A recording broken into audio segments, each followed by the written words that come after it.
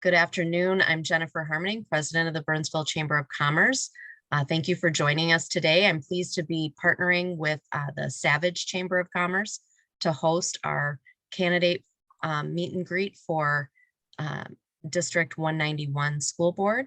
Today, we have Brady Folkestad from Lakeview Bank, who chairs our Public Policy Committee, is going to moderate the panel. So thank you, Brady, and thank you to our candidates. We'll let Brady take it away from here. Thanks, Jennifer. Thank you as well to the Burnsville and Savage Chambers for partnering on this event. It's a great time to get to know each one of our candidates and learn a little bit more before the voting occurs here in November. Joining us today, we have Lesley, Abigail, Scott, and Safio, 4 candidates for 4 seats currently available on the ISD 191 School Board. Talked to them a little bit previous to airing here. They'll have 2 minutes to introduce themselves, and then we're going to rotate through asking the 4 questions that were provided by the Burnsville Chamber Public Policy Committee. As we go through, those questions will be 1 minute each, and then they'll have a 1-minute closing statement as well. With that, we will kick things off, and the order that was chosen as we began, Lesley will be going first. With that, Lesley, if you could introduce yourself, let us know a little bit why you decided to run for school board. Thank you, Brady. My name is Lesley Chester. I am an Eagan resident. Been in Eagan for since 1997. And have 2 kids in our district. We have a senior at Burnsville High School and a 4th grader at Ron Elementary.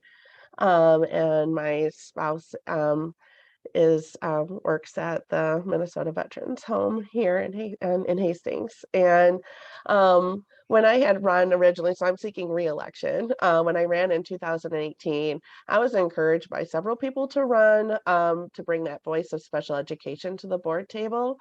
And so seeking re-election, I want to continue to bring that voice, in addition to also bringing my nearly 30 years of experience from serving on boards and leadership positions with nonprofit organizations and I believe those strengths will help benefit our district in addressing challenges, seeking opportunities, and building community. And also running because I represent our Eagan community because we're part of Burnsville Eagan Savage District, and the one fellow board member representing Eagan. Great, thank you, Lesley.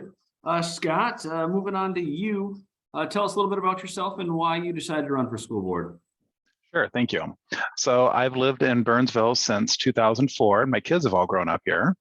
I've worked in high school international student exchange since 1997 and have been married to my wife since 1995.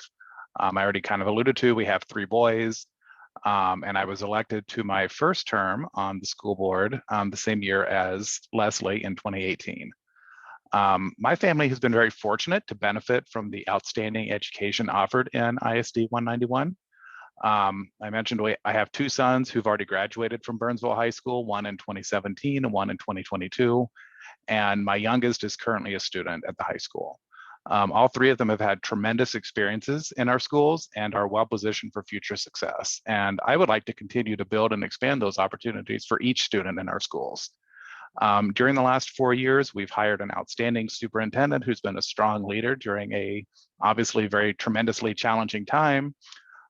We made the extremely difficult decision to close 3 schools, and we successfully navigated the many challenges presented by the COVID pandemic, all while continuing to strengthen our pathways opportunities for students from kindergarten through high school, balancing the budget in a way that allows us to continue to provide opportunities for our students, and finding efficiencies that save money for our district and our taxpayers. I believe in the importance of a high quality education offered to all students, which helps prepare them for each subsequent phase of their life. During the last 4 years, I've been continually impressed by the dedication of the teachers, staff, and families in the school district, and their strong desire to offer the best possible education to each of our students.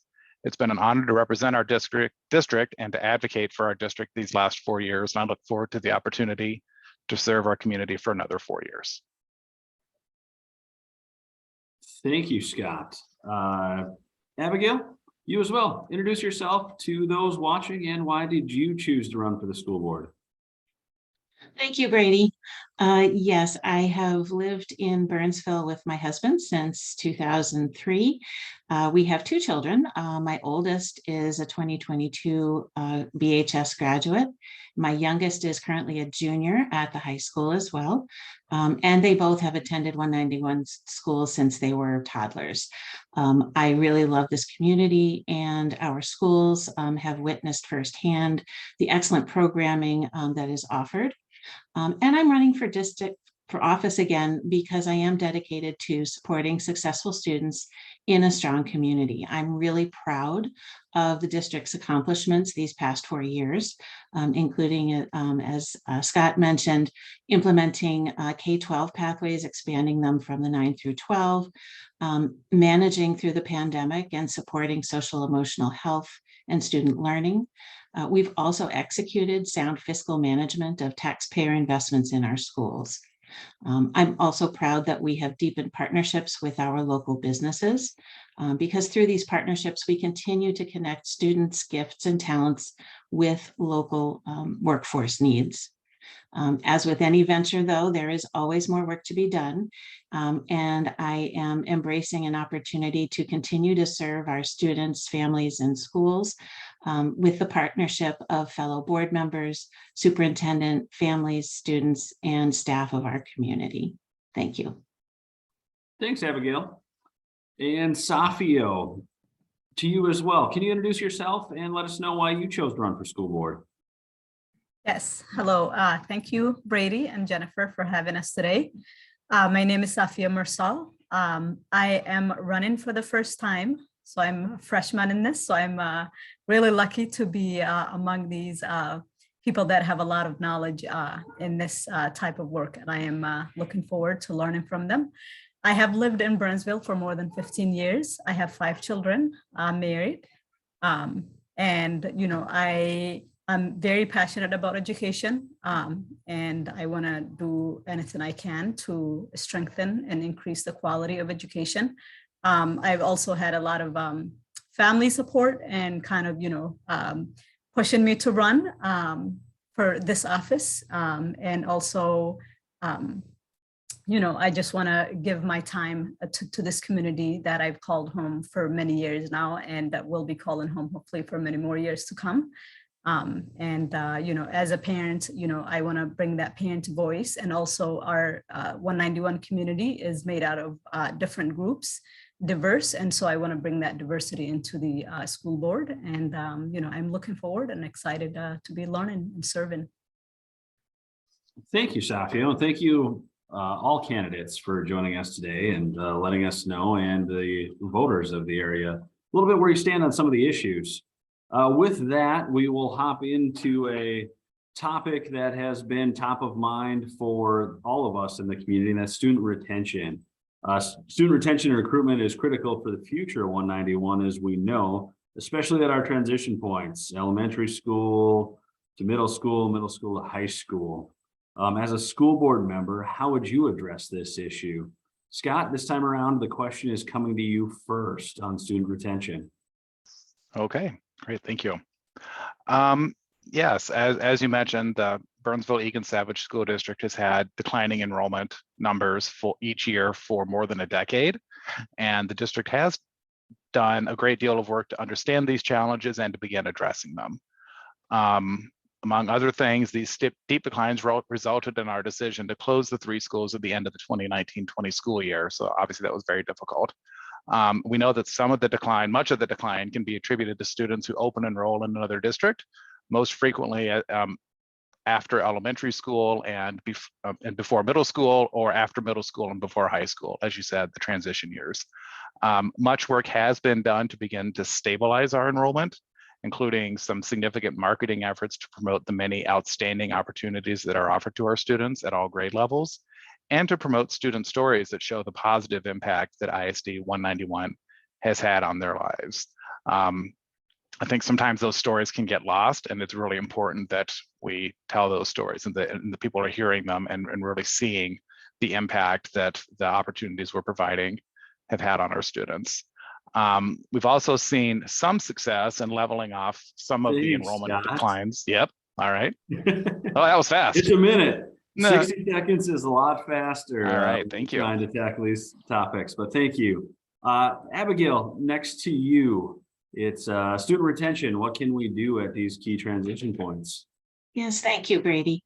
As a sitting board member, excuse me, I have already participated in multiple discussions this year and in years past to address declining enrollment.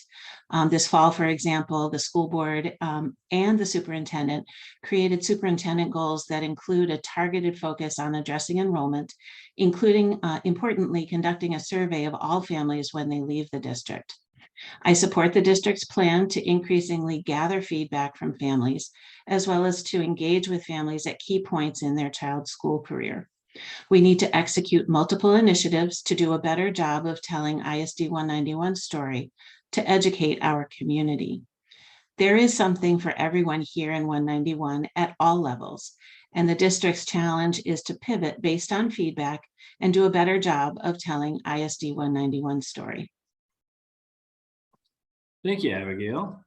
And now, Safio, to you, what can you as a school board member do to assist in recruitment and retention at our key transition points?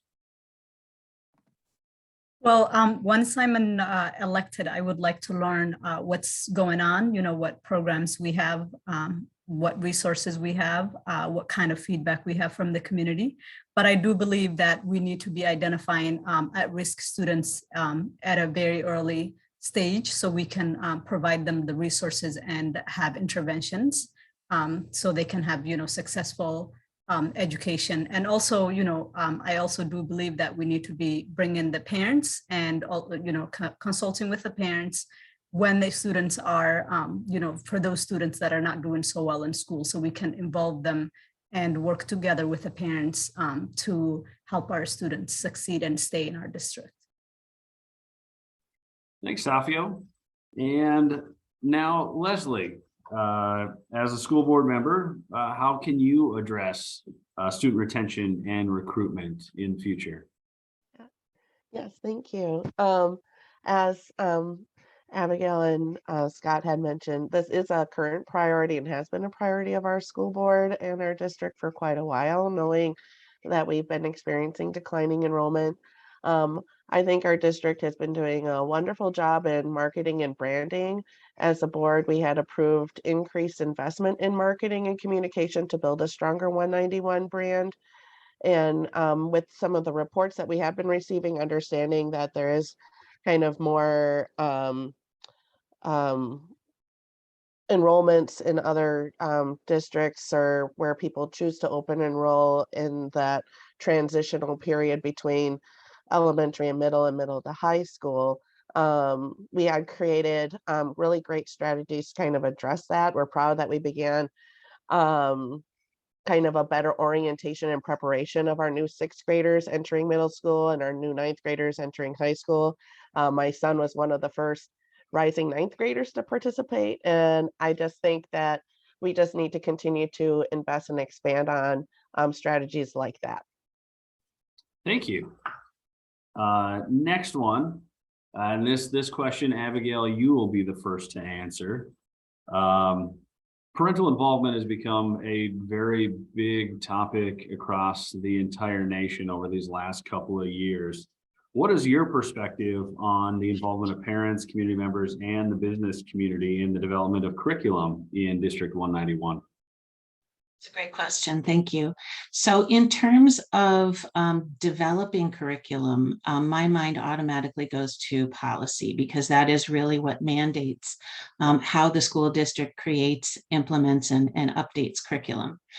For example, we have 2 policies, Policy 603, Curriculum Development, as well as Policy 616, School District System Accountability, both of which work hand in hand to really detail, again, how curriculum is developed. It also mandates an advisory committee known as the SASIAC committee, which must be representative of our school district and also include certain members of our school community from staff and families. While I know that the advisory committee follows policy, making sure that the advisory committee reflects our community as defined by policy represents a periodic check-in for me. It's always a challenge to recruit people to participate in the committee as everyone's schedules are busy, but over time with these check-ins, I am reassured by staff's efforts to seek out input on curriculum as best it can among our parent and community groups. Thank you, Abigail. And Safio, you'll be next for this question. What's your perspective on the involvement of parents, community members, and businesses in development of curriculum? Thanks, Brady. Well, my first thought is that we need everybody on the table. Of course, we need to be following policies and, be within the guidelines of these policies. But I believe that, parents are important because there's nobody that knows children better than their parents. And I believe businesses are also very important stakeholders because, they will, they are, the workforce, these children that are being taught are going to be in their workforce. So they know what sort of skills they need. So, their input is very important. And educators, of course, are subject matter experts. So we need, I feel like, and I believe that we need all groups to be at the table and, talk about our curriculum. Thank you, Safio. And now to Lesley, your perspective on community, parent, and business community involvement in the development of curriculum at ISD 191. Great, thank you, Brady. Yeah, no, I completely value the involvement and encourage the involvement of parents, community members, and businesses. We know that many voices have come to help create some of the curriculum that we currently even have at Burnsville. I think some of the development of our pathways is because of our business community, and would like to, again, encourage people to participate in the SASIAC committee and, continue that proud tradition here at 191. And we encourage other voices not outside of curriculum as well. So it's something that has been strong here. Great, thank you. And next question here, Safio. It's well, actually, sorry. Yeah. Yep. Sorry. My apologies. No worries. Getting everything queued up, and then I skip on to the next. Scott, that comes to you then as well. Very important question: involvement of the community, parents, and business in the development of curriculum. Your perspective. Sure. So yeah, our curriculum should reflect equitable and culturally competent state and national standards and requirements, as well as honesty in how information is presented to our learners. It is our responsibility to ensure that the curriculum we offer is offered in a way that is equitable to all of the students in the district. And as Abigail mentioned, there is certainly a time and a place through our policies and through the curriculum committee for others to provide input into the curriculum. Also, as Lesley mentioned, we've done a lot of partnering with local businesses and such through our Pathways program that has definitely, I don't know if I would say that it's developed the curriculum, but has certainly influenced the direction of some of the curriculum through those terrific partnerships that we have and that we appreciate. So I think there's a time and a place, absolutely. Thank you. Mm-hmm. With that, now, Safio, it's going to be your turn to answer the question first. Education is a key driver for our community as a whole, and our schools play a critical role in preparing our students to become successful in the community and in the business community. What is one example of something that ISD 191 is doing right to prepare our students, and one area that we could improve upon? Well, one thing I've learned recently that has been mentioned a couple times in our discussion right now is the pathway programs. I'm really, I'm glad that I came across it, and I encourage District 191 parents to research that and ask their children about it. So this program, I think, is great. And it has, this program involves all of the levels: elementary, middle school, and high school. And so this gives students the opportunity to explore their interests and also, find out their passion early on. and so they can be ready for, let's say, college and stuff like that. And some students have had, associate degree actually before they even graduated high school, which means they can enter the workforce early, they can finish college early. When they, get to college, they don't, it's going to reduce the amount of time that they have to change major, which can have a huge financial impact. So this is a program that I'm really, really proud of, that I will be supporting when I'm in the school board. And also, just one thing that we can improve on that I think, is always true is communication. We need to communicate programs like Pathways to our community, so the parents know, and our greater community knows the things that we're doing great. Thank you. Lesley, over to you. Key driver in our community here. What's one example that ISD 191 is doing well to prepare our students, and one area that we could do a little bit better on?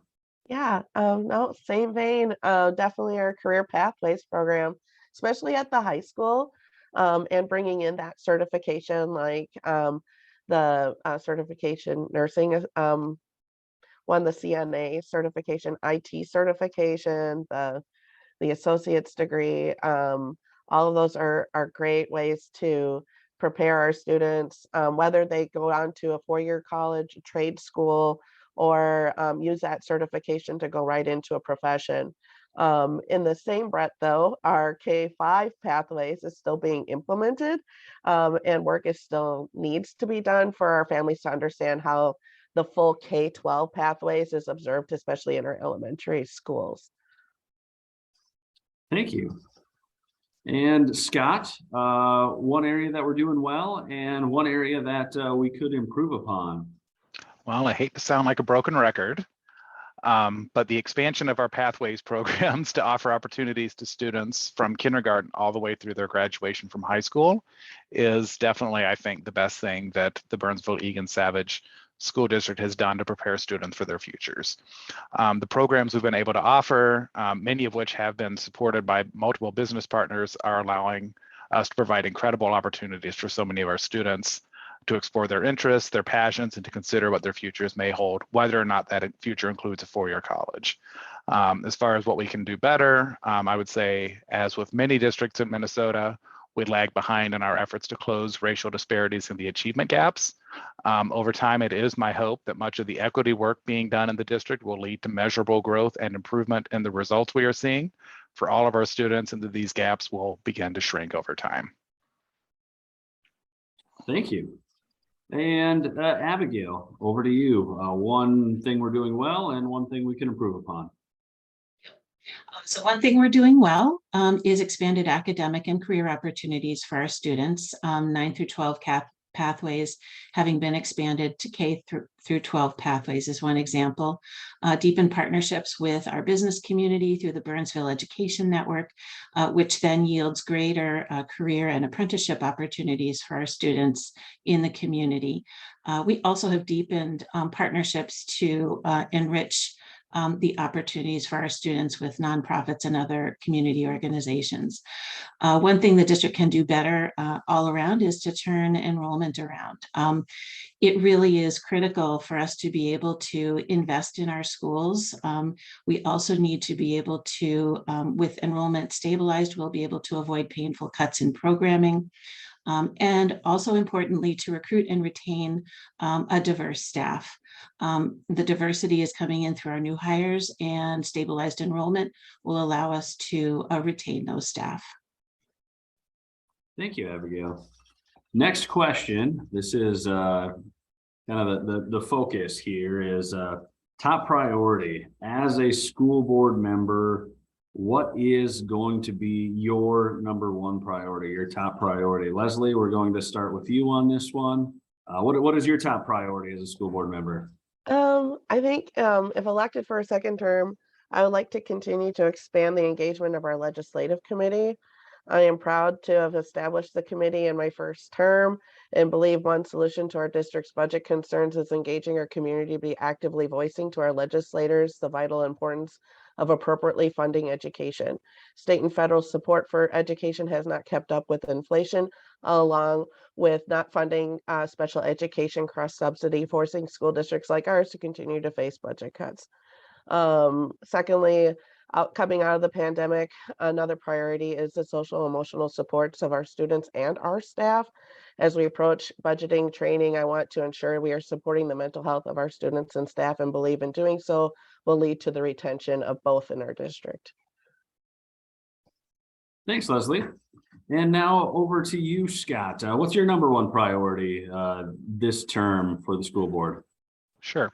My top priority is to work to ensure that each and every student in our district receives the best education possible, and that our students and staff feel safe, that they feel included and seen, and that they are put in the best position to be able to learn every day when they get to school. We want our students to have the knowledge and the skills they need to live up to their potential throughout the rest of their lives. As a board member, my primary role is to hire and supervise the district superintendent, approve the budget, and set district policies. I'm not someone who comes to the board with a preset agenda, nor do I consider myself an expert on the best way to educate each and every one of our 7,600 students each year. My priority is to listen to feedback and input and recommendations that come to the board, to ensure transparency in all of the work the board is doing, to do my due diligence in asking appropriate questions, to clarify details and intent, and to vote my conscience in a way that ensures the best and most equitable educational outcomes for all students in our schools. Thanks, Scott. Abigail, over to you. What is your number one priority as a school board member in the upcoming year? Sure. Enrollment continues to be my top priority. This obviously goes hand in hand with improving perception in 191. Stabilized enrollment is really the workhorse that's going to fuel improvements, enrichments, and investments in our schools. It also will help stabilize, keep our home values up, which is also something to think about. And stabilized enrollment allows us to look ahead and see what else can we do. We have a lot of great things going for us here in 191, and there's much more to be done. So again, improving the perception of 191, communicating effectively, and stabilizing enrollment. Thank you, Abigail. And Safio, over to you. Upcoming term, should you be elected, what is your number one priority? My priority would be student performances. And, I believe that if, student performances improve and we want them to be where they are, that will help us in, turn around student retention. And so, performance will be my focus. Thank you. With that, again, thank you all for joining us here. This next go around, it's 1 minute. Each one of you will get to leave us with why you would be the best candidate for school board in ISD 191 this coming November. We'll kick this off with Scott. Scott, you've got a minute to let us know why you'd be the best candidate to vote for. Okay, thank you. So the last 4 years have been a time of enormous change and transition in our school district. In my first year on the board, we hired a new superintendent and made drastic budget cuts, including the decision to close 3 schools. The decision to close the 3 schools was the hardest decision of my life, but I stand by it and feel that it was done in the best long-term interest of our school district and the families. The next 2 years were largely defined by the COVID pandemic, obviously. And throughout the pandemic, I felt gratified by the support and understanding we received from most individuals in our community regarding the decisions we had to make in the interest of student and staff health around everything related to the pandemic. I appreciate the support that I've received from our community over the last 4 years. During that time, I've learned so much about our schools, our students, and our teachers and staff. I have tremendous respect for the work that is done in our schools each and every day, and I look forward to serving for another 4-year term. Thank you. Thank you. And Abigail, to you, why would you be the best candidate to vote for this coming November? Thank you. I'd like to start by thanking the Chamber for hosting this conversation tonight. And I'd also like to thank my fellow candidates. It's been really wonderful having this time together to get to know each other a little more and hear each other's perspectives. I do welcome the opportunity to continue serving alongside my colleagues, both incumbents and new. My strength as a board member is that I bring 9 years of experience and a desire to continue serving on behalf of our students, families, staff, and community. I'm excited for the future of 191, and I am asking for your vote this fall. Together, we can continue to keep our students at the core of our work. Thank you. Thank you, Abigail. Safio, why would you be the best candidate to vote for in this upcoming election for school board? Well, as a freshman, I will be having a lot to learn, but I have the students' best interest at heart and our community at large at heart. And I want to work towards our common goal. It takes collective effort to educate a student and educate them successfully. So I want to give some of my time to serve this office, and I'm looking forward to learning and providing any help that I could, and also bridge our communities and bring in our groups together, so all the voices are heard and we can close the gaps and solve our problems together. Thank you.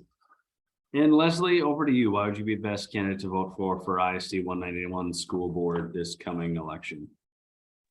Thank you. I hesitate to say best candidate. I think I would be a worthwhile candidate to serve if I could be reelected again to continue to serve our community and our school district. Being a fellow parent and having a passion that follows me professionally in my years of experience with nonprofit leadership, serving youth serving organizations as well as educational organizations. I know child development as well as the typical budgeting, finance, and operations parts of an organization too. So those are skill sets I bring here. And I also bring a unique voice, having a child with special needs and special education, that I bring that to and can hope to continue to bring to the board table as well, and continue to serve all our students to give them the best education opportunities they have here at 191. Thank you. And thank you very much, Lesley. Thank you all candidates. Lesley, Abigail, Scott, Safio, thank you for joining us. The school, as part of the business community, is vitally important. It's the training ground that all of our local residents, or many of our local residents, go through to be prepared for their jobs out in the community, as well as we all know that a quality school and a quality education has a large impact on the property values within the cities that are served by the school. So thank you very much. Thank you for your time, both this evening and this election cycle, as you look forward to serving all of us moving forward. With that, we'll turn it back over to Jennifer. Thank you, Brady. Thank you for your time hosting all 7 of our candidate forums. Thank you to our candidates for participating in everything that you do, running for office and serving our community. And thank you to the Savage Chamber for partnering on this candidate forum. We will be posting these recordings on our Chamber YouTube page and available for all to see and share and learn about our candidates. Thank you very much and have a great day. Thank you.